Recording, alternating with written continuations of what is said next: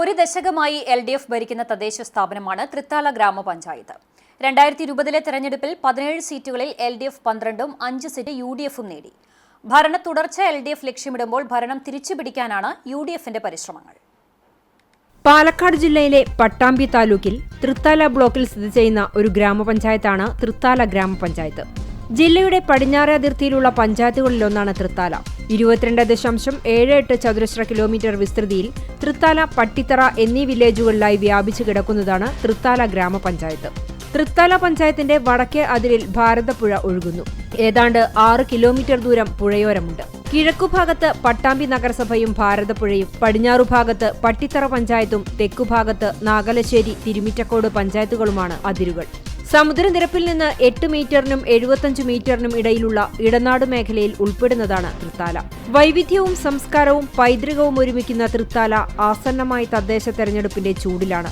ഭരണം നിലനിർത്താൻ LDFും ഭരണം തിരിച്ചുപിടിക്കാൻ UDFും കളം നിറഞ്ഞതോടെ വാശിയേറിയ പ്രചരണ പ്രവർത്തനങ്ങളിലാണ് ഇരു മുന്നണികളും. തങ്ങൾക്ക് സ്വാധീനമുള്ള വാർഡുകളിൽ വിജയിച്ചു കയറാൻ BJPയും മത്സര രംഗത്തുണ്ട്. 2015 നടന്ന തദ്ദേശ തെരഞ്ഞെടുപ്പിൽ 17 സീറ്റുകളിൽ 9 എണ്ണത്തിൽ വിജയം നേടി LDF ഭരണത്തിലെത്തി. 7 സീറ്റിൽ UDFും 1 സീറ്റിൽ BJPയും വിജയിച്ചു. 2020 തെരഞ്ഞെടുപ്പിൽ 17 സീറ്റുകളിൽ 12 എണ്ണത്തിൽ LDF വിജയിച്ച് ഭരണ തുടർച്ച നേടി.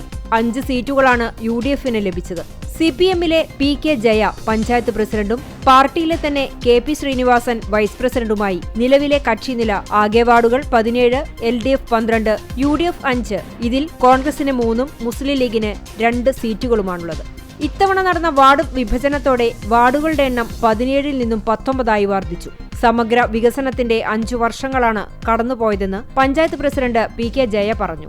5 വർഷക്കാലങ്ങളിൽ ഏകദേശം 7 കോടിയോളം രൂപ കാർഷിക മേഖലയിലേക്ക് മാത്രമായി പഞ്ചായത്ത് മാറ്റിവെച്ചിട്ടുണ്ട്. ഇതിൽ തന്നെ കർഷകർക്ക് ആവശ്യമായിട്ടുള്ള എല്ലാ സംവിധാനങ്ങളും ചെയ്തു കൊടുക്കുന്നു. കൂലിയായാലും നെൽവിത്തിനുള്ള നെൽവിത്തിന്റെ കാര്യത്തിലായാലും ഒക്കെ തന്നെ ഒരു മികച്ച പ്രവർത്തനം, അവരുടെ ആവശ്യങ്ങൾ ചോദിച്ചറിഞ്ഞുകൊണ്ട് തന്നെ അവർക്ക് ആവശ്യമായ ഫണ്ട് കൊടുക്കാൻ ഈ കാലയളവിൽ സാധിച്ചിട്ടുണ്ട്. ലൈഫ് പദ്ധതിയിൽ ഏകദേശം 377ഓളം വീടുകൾ എഗ്രിമെന്റ് വയ്ക്കാനും അതിൽ ഏറ്റവും അധികം കൂടുതലായിട്ട് ഒരു 288ഓളം വീടുകൾ പൂർത്തീകരിക്കാനും സാധിച്ചിട്ടുണ്ട്. അതുപോലെ തന്നെ പട്ടയം നമ്മളുടെ പഞ്ചായത്തിലെ 3, 11, 12, 14 വാർഡുകളിലായി ലക്ഷം വീട് കോളനികളുണ്ട്. ഇവിടെയുള്ള ഇതൊക്കെ പഞ്ചായത്തിൻ്റെ തന്നെ സ്ഥലം ആണ് എങ്കിൽ പോലും അത് അവരുടേതായിരുന്നില്ല. അതിന് ആവശ്യമായിട്ടുള്ള കാര്യങ്ങൾ ചെയ്ത് ഏകദേശം 56 പട്ടയങ്ങളാണ് ഈ കാലയളവിൽ ഇവർക്ക് കിട്ടാൻ ആവശ്യമായ സൗകര്യം പഞ്ചായത്തിന്റെ കൂടി സഹായത്തോടു കൂടി ചെയ്തിട്ടുണ്ട്. എല്ലാ മേഖലകളിലും വികസനം എത്തിക്കാനായി ജില്ലയിൽ ആദ്യമായി സ്ത്രീകളുടെയും പെൺകുട്ടികളുടെയും ആരോഗ്യ സംരക്ഷണത്തിനായി അരുണിമ പദ്ധതി നടപ്പിലാക്കി. 17 വാർഡുകളിലെയും ഗ്രാമീണ പാതകൾ നവീകരിച്ചു. പഞ്ചായത്ത് മീറ്റിംഗ് ഹാളുകൾ അറ്റകുറ്റപ്പണി നടത്തി മികച്ചതാക്കി. ജില്ലാ പഞ്ചായത്തിന്റെ സഹായത്തോടെ ആയുർവേദ ആശുപത്രിക്ക് സ്വന്തമായി കെട്ടിടം, ഹോമിയോ ആശുപത്രിക്ക് പഞ്ചായത്ത് ഫണ്ടിൽ സ്വന്തം കെട്ടിടം എന്നിവ നിർമ്മിച്ചു. പാലിയേറ്റീവ് കിടപ്പ് രോഗികൾക്ക് മികച്ച സേവനം നൽകാനും ഈ ഭരണസമിതിക്കായതായി PK ജയ പറഞ്ഞു. ആയുർവേദ ആശുപത്രിക്ക് NBH അംഗീകാരം, തൃത്താല സർക്കാർ ആശുപത്രിയിൽ ഈവനിംഗ് OP, പഞ്ചായത്തിലെ മുഴുവൻ സ്കൂളുകളിലും അടിസ്ഥാന സൗകര്യങ്ങൾ ലഭ്യമാക്കി. തൊഴിലുറപ്പ് പദ്ധതി മികച്ച രീതിയിൽ നടപ്പിലാക്കി. പഞ്ചായത്തിന് മഹാത്മാ അവാർഡും മാലിന്യ സംസ്കരണം മികച്ച രീതിയിൽ നടപ്പിലാക്കിയതിന് ജില്ലാ പഞ്ചായത്തിന്റെ അനുമോദനം എന്നിവ ലഭിച്ചു. കാർഷിക മേഖലയ്ക്കും വൻ ഉണർവ് നൽകാനായി ലൈഫ് പദ്ധതി മികച്ച രീതിയിൽ നടത്താനായി. ദ്രവമാലിന്യ സംസ്കരണത്തിന് പ്രത്യേക പരിഗണന നൽകാനും ഈ ഭരണസമിതിക്കായതായി PK ജയ പറഞ്ഞു.